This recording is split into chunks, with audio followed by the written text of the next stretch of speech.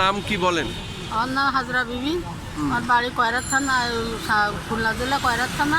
আমাদের ইউনিয়ন, আমার দুটো ছেলে আছে, একটা অসুস্থ, একটা একটু সুস্থ।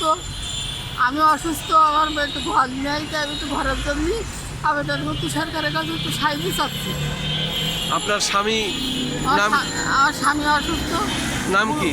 রজব থানা। রজব ছানা। হ্যাঁ।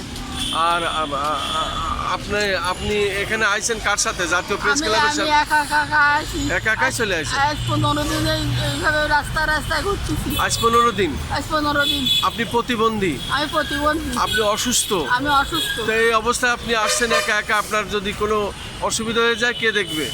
আর আল্লাহ ভরসা করে আছে। আমি তার বিয়ের সাথে দেখা করবার যদি খুব ইয়ে ছিলাম, আশা ছিল ওনার সাথে দেখা করবো, তো ওর সাথে দেখা করতে পারলাম না।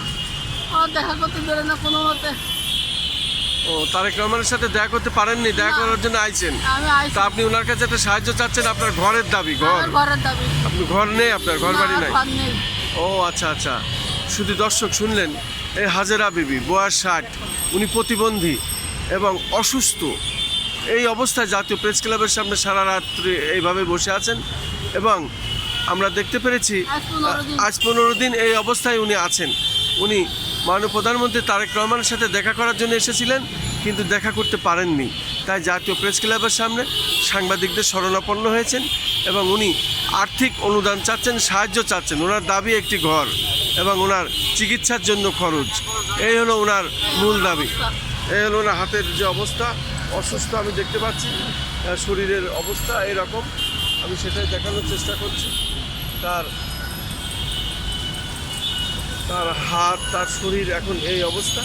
আসলে এই অবস্থায় সে যে জাতীয় প্রেস ক্লাবের সামনে আছে, এটা আসলে যে কোনো মুহূর্তে তার একটা বিপদ ঘটতে পারে। আসলে শারীরিক অবস্থা ভালো না। তাই এটার জন্য আমরা যথাযথ কর্তৃপক্ষের প্রতি আহ্বান জানাবো, রাষ্ট্রের প্রতি আহ্বান জানাবো, ওনার প্রতি আপনারা একটু সদয় হন, দেখুন এবং খোঁজ নিন।